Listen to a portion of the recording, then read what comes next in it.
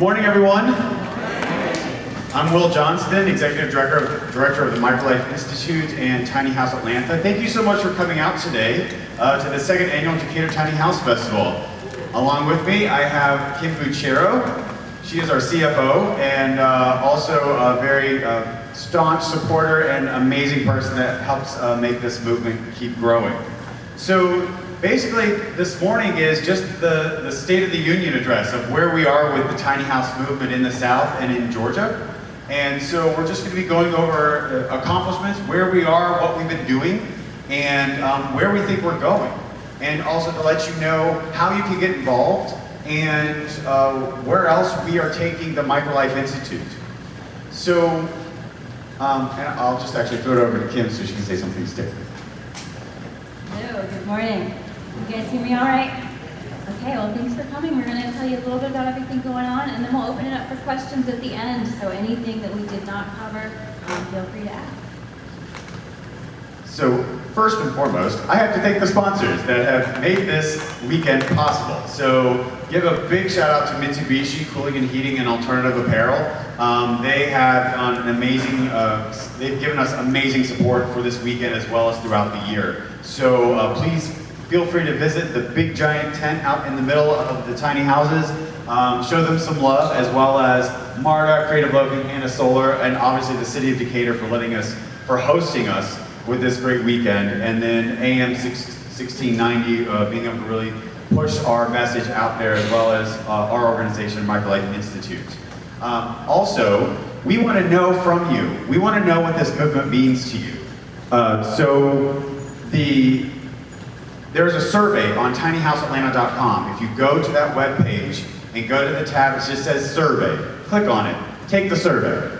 We need information from you. We want to know if you want to live on a tiny house on wheels, a tiny house on foundation, what square footage, if you want to build it yourself. We need to know the information from you. So please go to tinyhouseatlanta.com and take our survey. Don't worry, if you've checked in, you will be getting an email next week from us and with that link. So the survey has been really helpful for us over the past year as we've been meeting with municipalities and jurisdictions. So we've been able to quantify what a tiny houser looks like. So a lot of you took the same survey last year. Even if you did, please take it again, because we want to be able to benchmark, what's changed in the trends from last year to this year. One of the interesting things that we found out is, as many of you probably know, is a very diverse movement. We had all age groups, all demographics, all professions, all income ranges. Most of the people wanted these as their permanent residences. So please, while you're standing in line, if you've got nothing else to do, you can do it right on your phone. It's super easy, and it'll be really helpful with us to meet with municipalities and share this really valuable information to be able to push the movement forward. So it's just great to be able to capture it, to be able to show municipalities how much interest there really is in this lifestyle, so we can continue to make it a more viable living option for everyone throughout Georgia. And what's exciting, Mello Mushroom is one of our sponsors. So if you wear your wristband into the Decatur Mello Mushroom, you get 15% off of all items. I think all regular food items. Talk to Tom, he's the owner, he made up the deal. So just say, I've got this, give me pizza. And it's great because Tom is feeding our tiny home builders today. So we're just really appreciative of his support. Let's talk. What? Kim has something. No, I'm good. Okay. All right, so the tiny house movement. What have we been up to in Georgia and the South? So this past year from last Decatur Tiny House Festival, obviously last year was a little bit hotter. We were in July, and let's just say it was 95 and people were dropping like flies. But we were thankful that the City of Decatur let us have that weekend, but now we had this beautiful, gorgeous weekend at the end of September, beginning of October, and last year we had 11 tiny houses. Out there, I believe, we were supposed to have 27, but I think we topped off at 24. So, and a container home and the arch home. So again, this is so much more than just the tiny houses on wheels or the tiny houses on foundation. We know that there's more to this movement than just the small space that we're looking for. Our mantra is less space, more life, but we're looking into other ways how this can expand and really work towards bringing stronger community together. So instead of just building small houses, you know, well, how do we cluster them? Which way should they face? What type of area should we put in? Should we be more resourceful? Should we do geothermal? So we're thinking beyond the tiny house walls. Now, we still are thinking about the space, because a lot of people say, hey, that's small and I don't want it over here.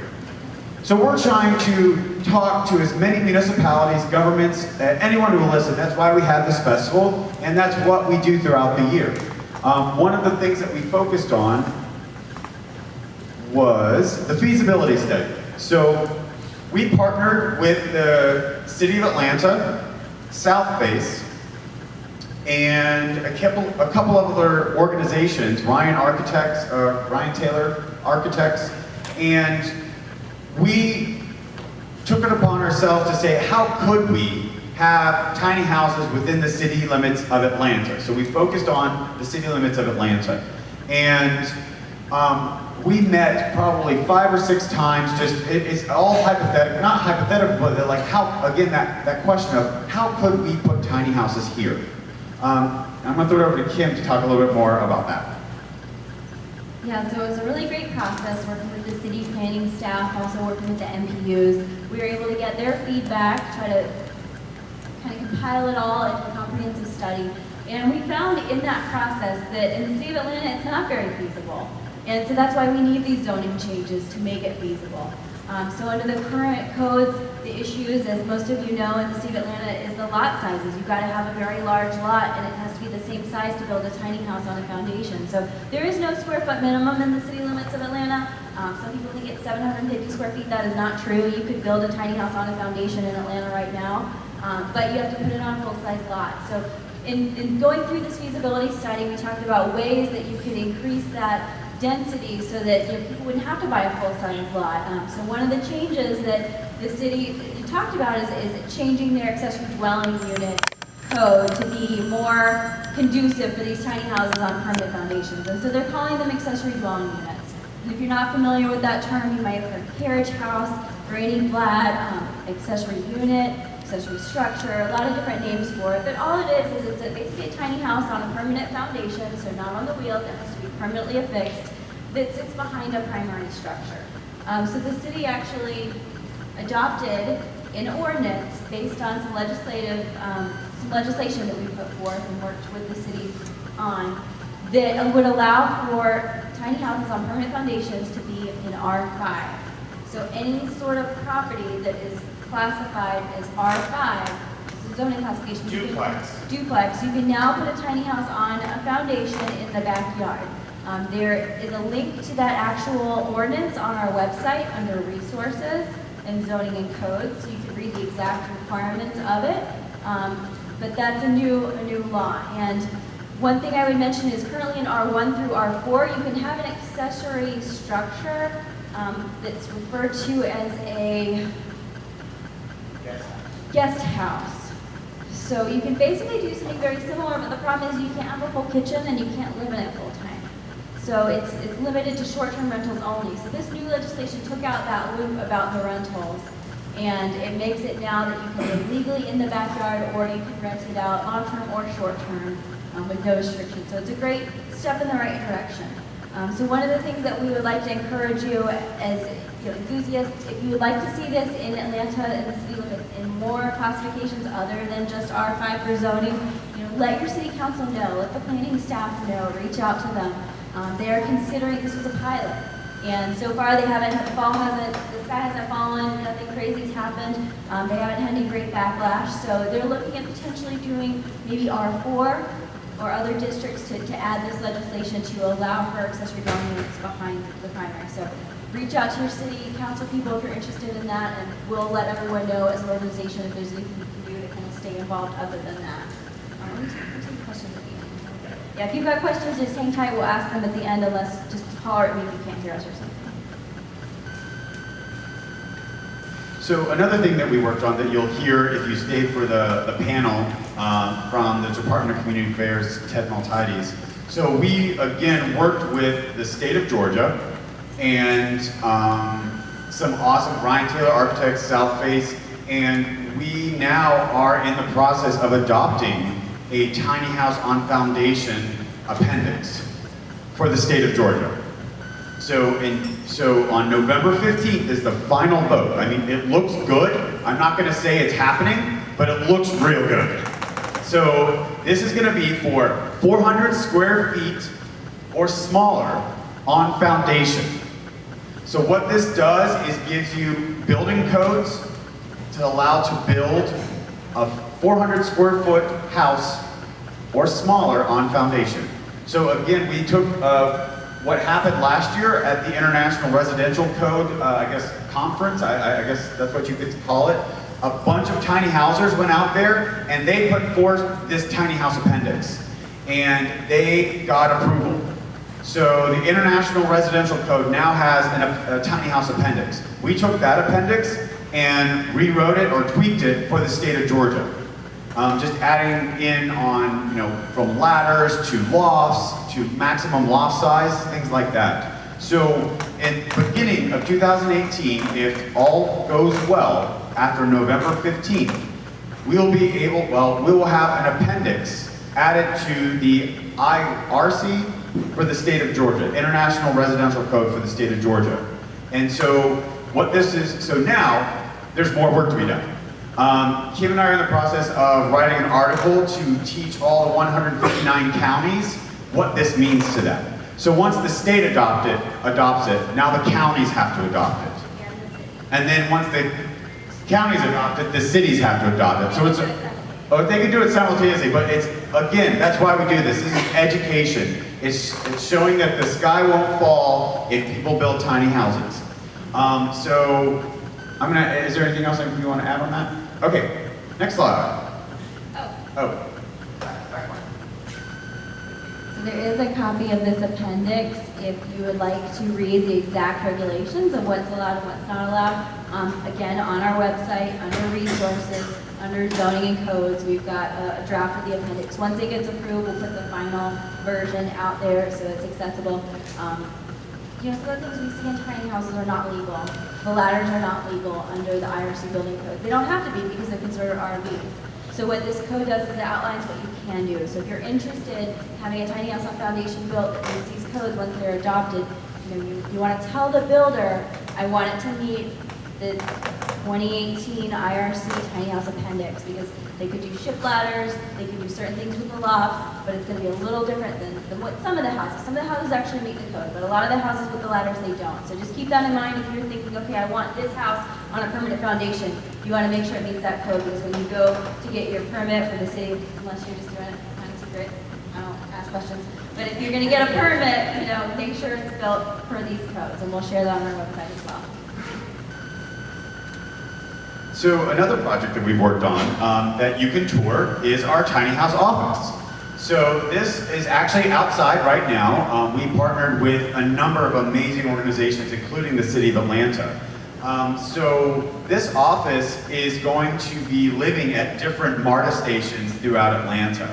And so we're not just teaching livability small spaces, we're trying to challenge cities to really utilize space. Like, we just always think we could just take up a bunch of space, but we also have all this space that's not being utilized. So with this office, obviously it is on wheels, and we actually partnered with Hannah Solar.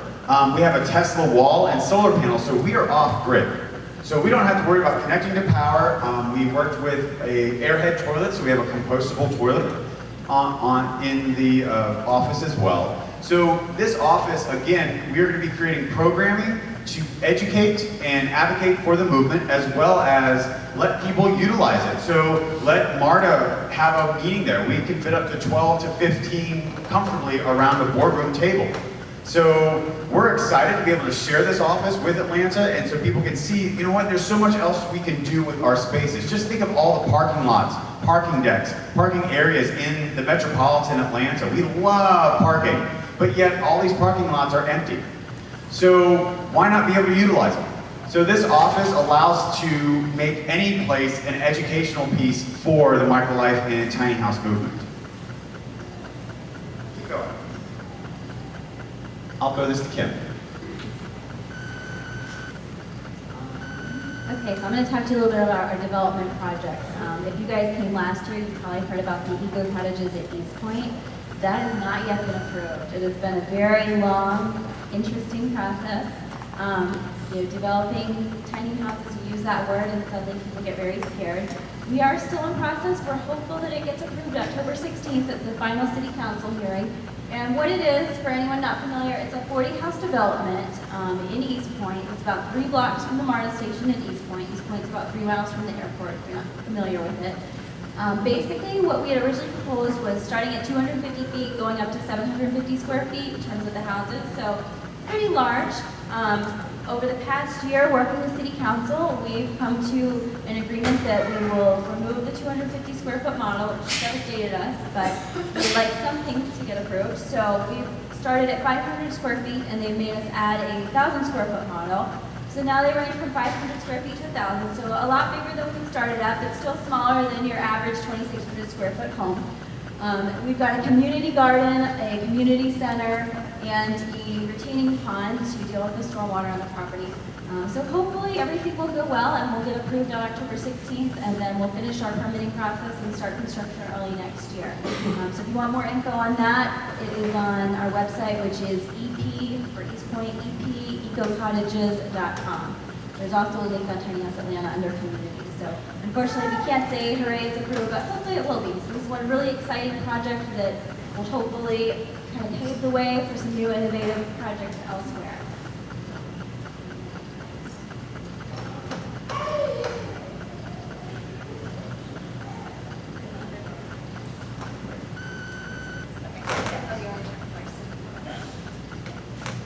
Sorry, I thought I had slides for it. Okay, so the next project we're working on, you guys might have heard about, is a 8-house cottage community in Clarkston.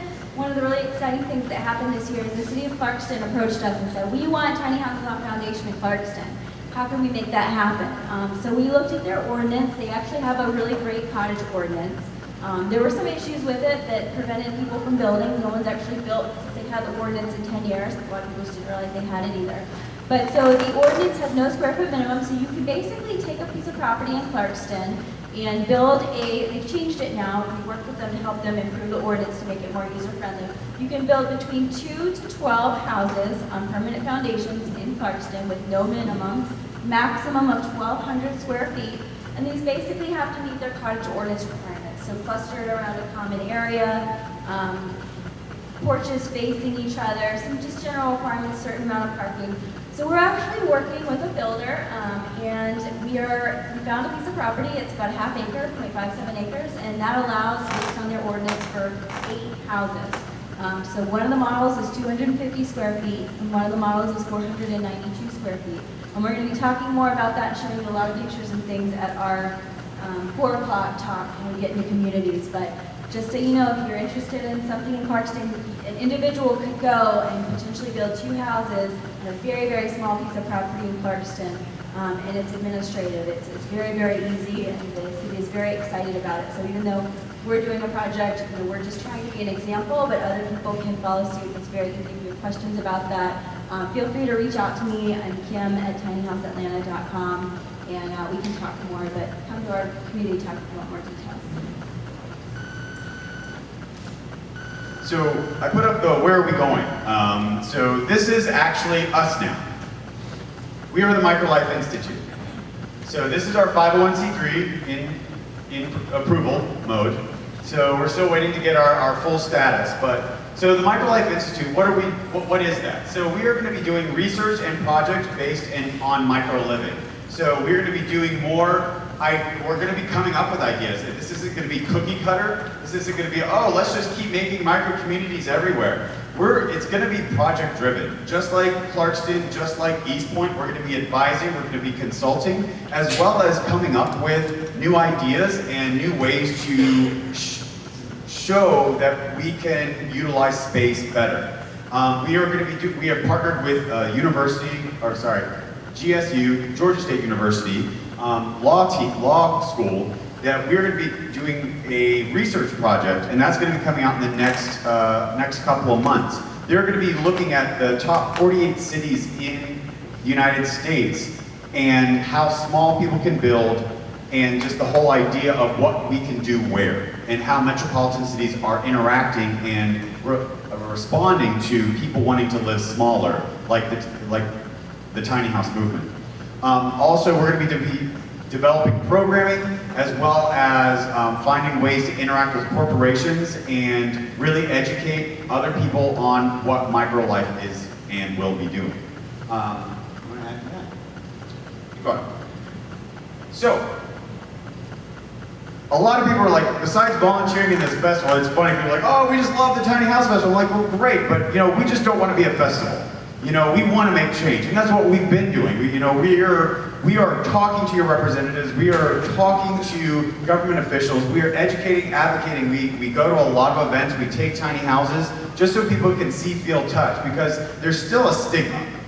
There's still the idea that small spaces mean poor, or small spaces mean that you haven't succeeded in life. So what we need to be doing is showing that, well, just because I live in a small space doesn't mean that I can't have a big life. That's our mantra, less space, more life.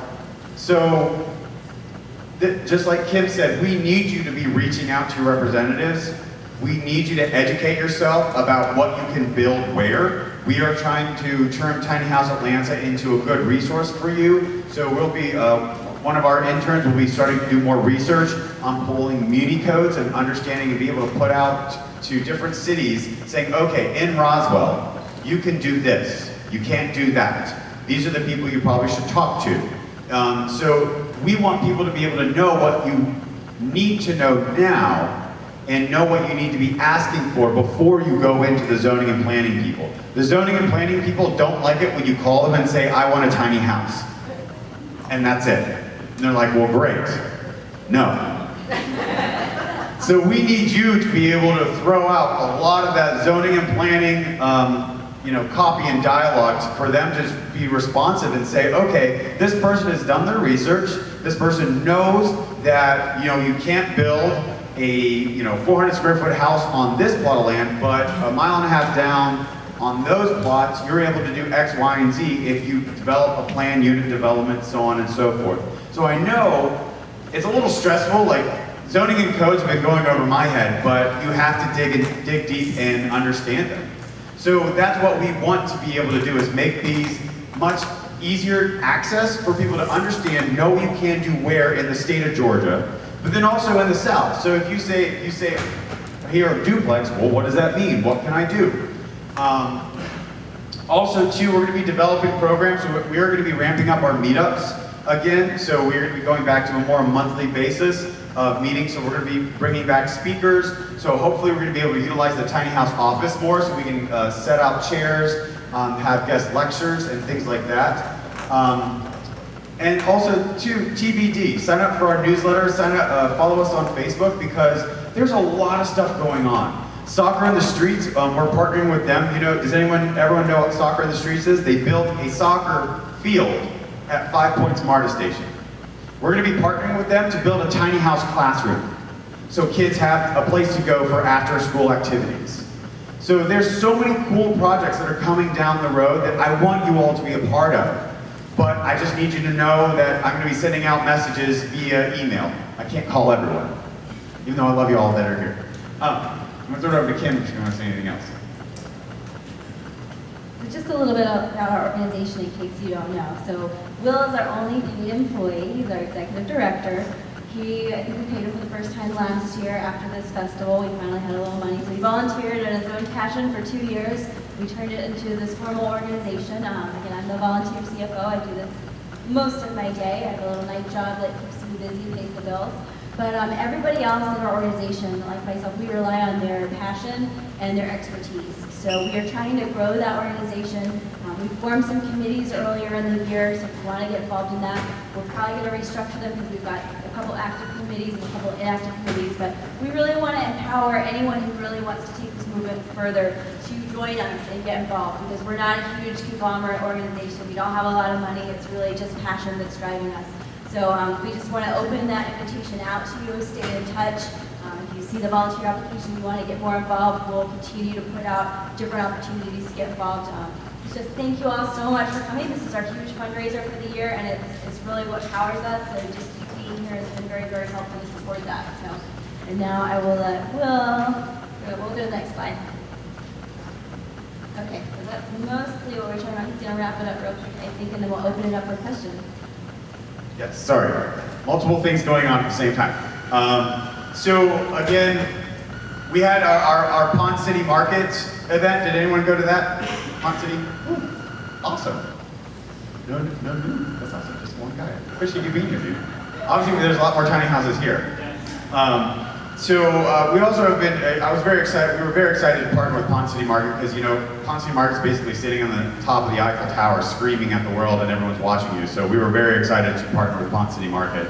But I guess I just want to say thank you for being here and thank you for wanting change in our living choices. The Microlife Institute, we are about adding to our choices. It's not about detract or taking stuff away. We want to add duplexes, triplexes, quadplexes, as well as micro efficiency condos. I mean, we are looking at this in the broad spectrum of how can we add more attainable. I say attainable because I don't like the term affordable, but I like attainable because we need to be a community. And we need diversity in our community. So I want it to be attainable for all. So whether it be in Clarkston or a number of other projects that we work on, you know, these tiny house communities or these micro villages, or even just having developers throw in a 500 square foot home in their projects. That's what we want to see. We want to see those livable options that people want. Millennials to retirees, everyone's asking, how can I move in? I mean, right now, East Point's moving along slowly, but we still have a wait list of 450 people for 40 homes. And it's crazy. We are here, we want this. So go tour some tinies. We're gonna have an amazing panel at noon with the Tim Keynes, the city planner of Atlanta, or city planning commissioner of Atlanta. I say that wrong all the time. As well as Stephanie Stuckey and Lynn Minnie, the assistant manager of the city of Decatur, as well as Ted Maltades from the Department of Community Affairs. So thank you all for coming out today. Kim Buchero, Will Johnston, and we'll see you out touring tinies. Oh yeah, sorry. Questions if you want. I know you had one. Regarding the R5, I have a question. In R5, you're allowed to have 2 permanent dwelling units in the main house. And so the question is, that tiny house, is that the 3rd permanent dwelling unit, or is it a guest house, or is it replacing one of the 2 permanent dwelling units that we usually would have in the main house? So hypothetically it's replacing. So they said that you can't add a 3rd unit, but what you can do is subdivide the property into 2 lots and then add a tiny house behind each as long as you meet the requirements in the R5. So potentially you could have 4 units. You could have 2 that are the attached duplex on the front and then 2 separate duplexes or 2 separate accessory dwelling units in the rear, assuming you do a 0 lot line subdivision, which is allowed administratively. And the city can tell you how to do that and basically show them your parcel and they can tell you exactly how you would do that and you would be able to put the accessory dwelling unit in requirements. They each also have to be 75 next year. Not for the 0 lot line. As long as the overall width is met, you can do the 0 lot line without that, yeah. Any other questions?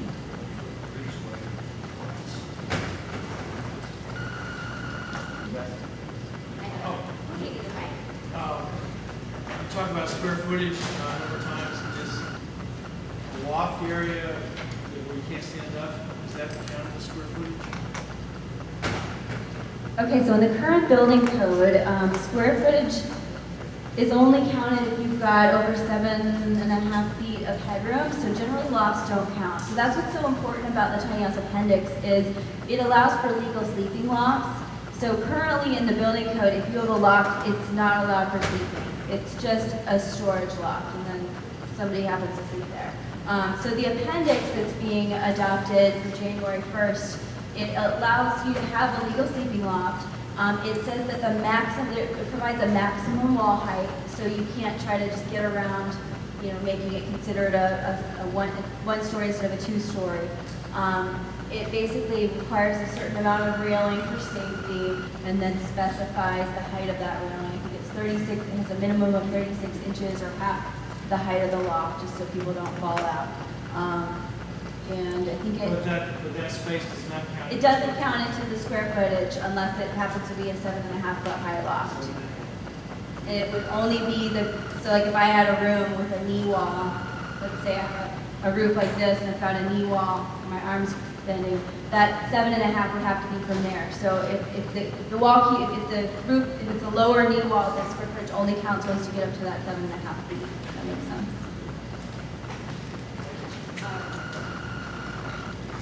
I live in the city of Atlanta, so are the rules and regs the same?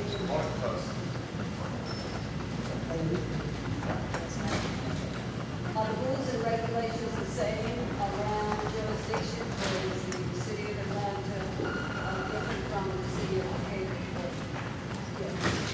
Or counties, differences? Thanks for So the city of Atlanta has different rules than every other municipality. So for example, the city of Decatur, they have their own set of zoning ordinances that you have to follow. So they have they don't have a square foot minimum in Decatur either, in the city limits. They have a cottage court, which is super friendly to tiny houses. It's just the land values which tend to be prohibitive in Decatur. So the first thing to know, people always ask us, where can I put my tiny house? Whether it's on foundation or wheels, the first question I ask them is, well, where would you like it to be? Because there are 159 counties in Georgia. They all have different rules. Just within the metro area of Atlanta, I think we've got how many counties? Like 19 counties or something. There's 60 municipalities just in the metro area. So between all the little cities and the counties, those are 60 different sets of rules. So it's a very hard question to answer when people ask, where can I put it? It really depends where. So then when I get into that specific zoning, let's say I'm in Decatur, then what I would ask you is, okay, well, what is the property zone? So there's something called a zoning classification or property classification, and it's tied to the specific property. And so depending on what that zone is going to tell you which set of rules you have to follow. So in Atlanta, we talked about R5. That's a zoning classification. So anything that's zoned R5, you would call up the planning and zoning department, and they could tell you what that address is zoned, and they could tell you if you don't have access to a map or you don't know where to get it. So that's going to direct you which set of rules to follow. So it gets very, very complicated to be able to, answer that with a broad stroke question or answer. And so I would encourage you to go to our website under resources and click down on the zoning and codes. There's a lot of really good information to read through there. It kind of tells you the difference between zoning versus building codes. So those building codes that we're hoping get approved, there's a link to that there. There's a definition of what building codes are. You have different departments in each municipality that dictate that. And so it's not the same thing. So just keep that in mind and read through that overview. It's very, very helpful to start kind of understanding the lingo just so you can have a better understanding of what questions to ask. Do you have a sister organization or some organization that you know in North Carolina, Asheville particularly, Hendersonville, that area?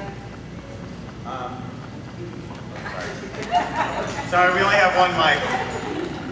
So the question was, do we have other sister organizations? The answer is yes. So I would go to meetup.com and type in tiny house.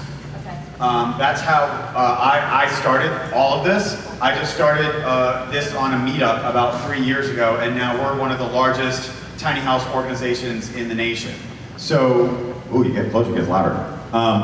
So I would suggest if you want to find other tiny house enthusiasts and other micro dwellers, go to utilize meetup.com to find each other. I know Manning, he just started one. He's at Manning the Hummingbird tiny houses, and he just started one in Charleston, South Carolina. I know that's not the same, but Asheville area, there are tiny houses there. Well, I'm going up there for Okay, yeah. community developers. Oh, are you going to go to? Highland Lake. Oh, Highland Wildflower, I'll check that out. Okay. Highland Lake is also a wonderful community with kind of a consciousness raising community, very Very cool. Yeah. That's awesome. Yeah, there's Wildflower, and I've talked to. I think they've just changed ownership, but they're tiny houses on wheels. Right, community. yeah, and I want foundation, so I'm looking for Awesome. opportunities. Yes. I was just curious about your community in Clarkston. Are those rental units or for sale units? And then second question, what's the financing environment like for All right, so Clarkston, they are not rental, they are for purchase. We have not put them for sale yet. We're still working through some due diligence. There will be a link on our website under communities once we get further along. I think we'll limit rental to one of the units being rented because we really want them owner occupied to create a better sense of community. Same thing with East Point, it's limited to 10% rentals to, again, have a very community-based neighborhood. In terms of financing, I'm doing a talk at 2 o'clock downstairs. Please come. I have a PowerPoint with it. If you can't make it, you don't want to sit through all the nitty-gritty, we'll be putting on our website under the festival. A lot of these talks we're going to be filming and sharing. Got little tiny talks downstairs, but anything you missed up here in the auditorium today will be on our website, and we'll put links to some presentations. That will be one of them, so just stay in touch on the website and see more. Yes. Hi, my mom kind of found this question, and she cannot understand why the government, city council, and all aren't bending over backwards to make tiny houses happen. And we assumed it was greed and fear and a combination of the two. Can y'all talk a little bit about the resistance when you go to places? So the question was, why are people putting up a fight or just concern? You know, I always start off with a lot of my talks of like, you know, we didn't always build big. You know, we came over from wherever and we built 14 by 10 cabins and farmed. That's what we did. We lived very small, but we didn't live inside. We were outside all the time. So, you know, it's been interesting. The more history I read about zoning and codes and just understanding that there was just a textbook of zoning and codes given out to, like the federal government just said, here's zoning and codes. And so and this is just me talking, what I see happen was like, here's a general set of rules for a land that is so diverse that doesn't make sense for most of it. And no one took the time to sit back and be like, do we really need to say that the houses need to be this small or that big? So as time went on, but also too, as the lady said behind you, it's tax-based. They want certain revenue to come in to bring enough infrastructure to pay for the, firemen, which we want, but also too, that's something else that we need to be doing. We need to show, well, if I don't spend all my money on my house, I'll go to the restaurants.